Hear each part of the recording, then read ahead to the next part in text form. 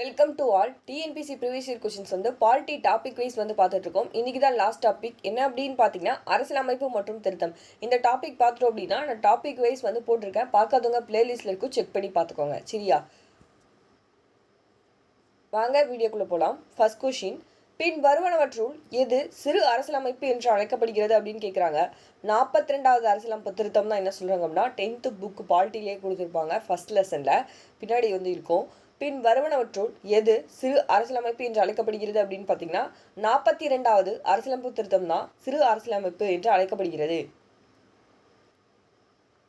கீழ்காணும் எந்த அரசியலமைப்பு திருத்த சட்டத்தின் மூலமாக கல்வி என்பது மாநில பட்டியலிருந்து பொதுப்பட்டியலுக்கு வந்து மாற்றப்பட்டது அப்படின்னு பார்த்தா 42வது சட்ட திருத்தம் மூலயமா தான் என்ன பண்ணியிருப்பாங்க அப்படின்னு பார்த்தீங்கன்னா கல்வி வந்து மாநில பட்டியலிருந்து பொதுப்பட்டியலுக்கு வந்து மாற்றப்பட்டிருக்கும்.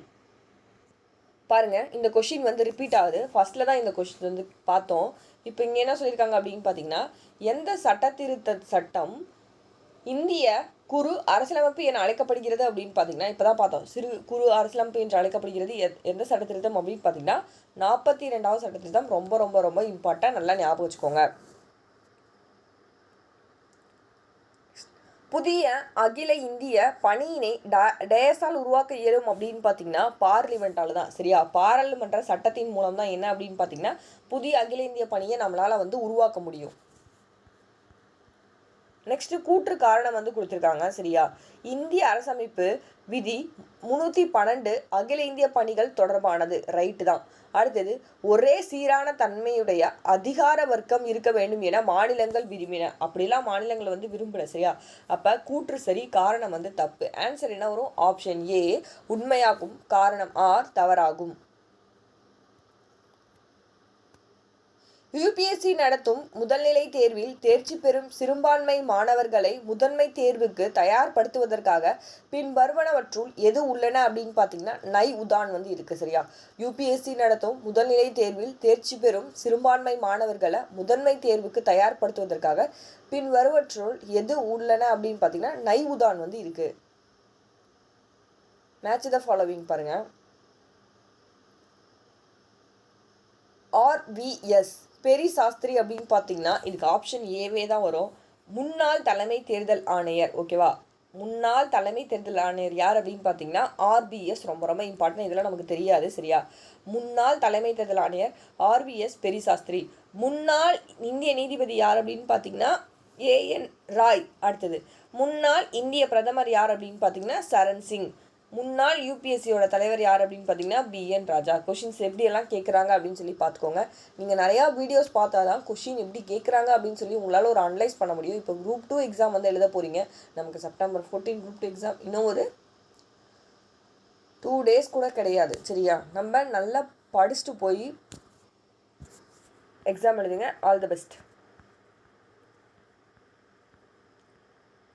நெக்ஸ்ட் கொஷினும் மேட்ச் தான் கேட்டிருக்காங்க. ஓகேவா, இதுக்கு ஆப்ஷன் பி விசாரணை ஆணை சட்டம் 1952, மத்திய குடிமை பணிகள் நடத்தை விதிகள் 1964, பொது பணியாளர்கள் விசாரணை சட்டம் 1850, அகில இந்திய பணிகள் நடத்தை விதிகள் 1968. Answer option B. ஓகே வருவான். ஓகே,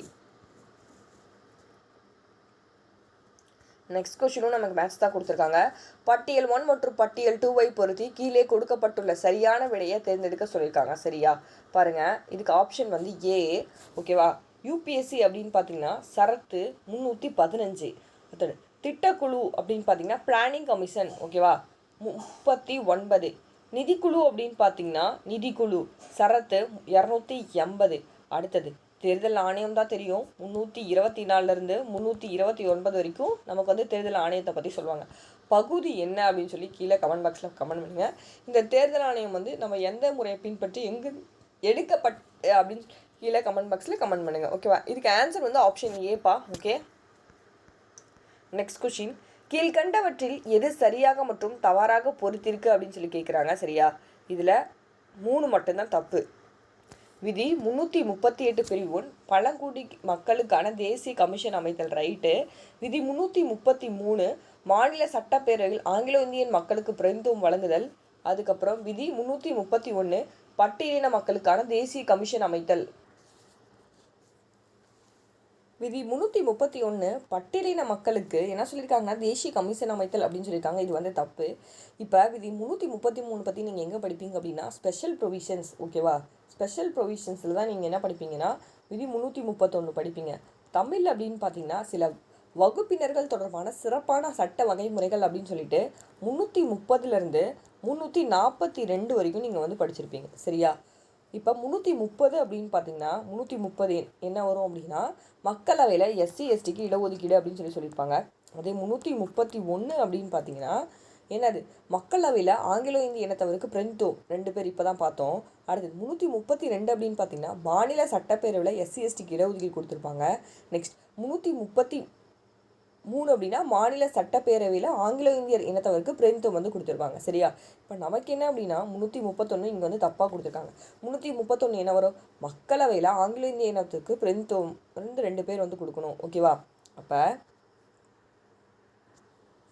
விதி 331 என்னது, மக்களவையில் ஆங்கிலோ இந்திய இனத்தவருக்கு பிரதிநிதித்துவம் 2 பேர் வந்து கொடுக்கணும். அப்போ இங்கே வந்து தப்பாக கொடுத்துருக்காங்க. ஸோ இது தப்பு. 4 வந்து ரைட்டு. விதி 330 இப்போ தான் பார்த்தோம். பழங்குடி இனம் மற்றும் பட்டியலின மக்களுக்கு மக்களவை தொகுதியில் தனி இடஒதுக்கீடுகள் செய்தல். அதான் மக்களவையில் நமக்கு இடஒதுக்கீடு வந்து கொடுக்கணும் எஸ்சி எஸ்டிக்கு. சரியா, அப்போ ஆன்சர் என்ன வரும் அப்படின்னு பார்த்தீங்கன்னா 1 2 4 சரி, 3 மட்டும் தப்பு. ஏன் 331 மக்களவையில் ஆங்கிலோ இந்திய இனத்தவருக்கு பிரதிநிதித்துவம் வந்து கொடுக்கணும் அப்படின்னு சொல்லணும். ஆனால் அவங்க தப்பாக கொடுத்துருக்காங்க. சரியா, அடுத்த கேள்வி, பின்வரும் உறுப்பினர்களில் யார் குடியரசுத் தலைவரால் நியமிக்கப்படும் தலைமை தகவல் ஆணையர் பதவிக்கான பரிந்துரை குழுவில் இடம்பெறாதவர் அப்படின்னு பார்த்தீங்கன்னா தலைமை நீதிபதி தான் என்ன பண்ணுவாங்கன்னா அந்த குடியரசுத் தலைவர் நியமிக்கப்படும் போது அந்த பரிந்துரை குழுவில் இடம்பெற மாட்டாங்க. ஓகேவா, அப்போ அவங்க என்ன கேட்குறாங்கன்னா இடம்பெறாதவங்க தான் யார் அப்படின்னு கேட்குறாங்க. யார் அப்படின்னு பார்த்தீங்கன்னா ஆப்ஷன் சி, இந்திய தலைமை நீதிபதி. தாழ்த்தப்பட்ட மற்றும் பழங்குடியின மக்களுக்கு போதுமான பிரதிநிதித்துவம் இல்லாமையே அரசியலமைப்பின் எந்த உட்பிரிவு சேவைகளில் இடஒதுக்கீட்டினை வழங்குகிறது அப்படின்னு பார்த்தீங்கன்னா 335.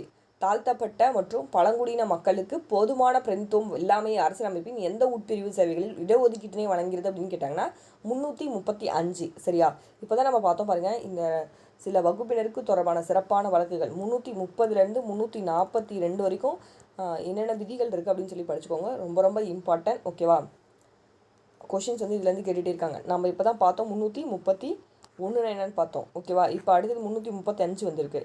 ஓகேவா, அதனால் நம்ம 330லேருந்து 42 வரைக்கும் என்ன விதி இருக்குன்னு சொல்லி பார்த்தா ஒரு கொஷின்ஸ் வந்து நம்ம அடிச்சிடலாம்.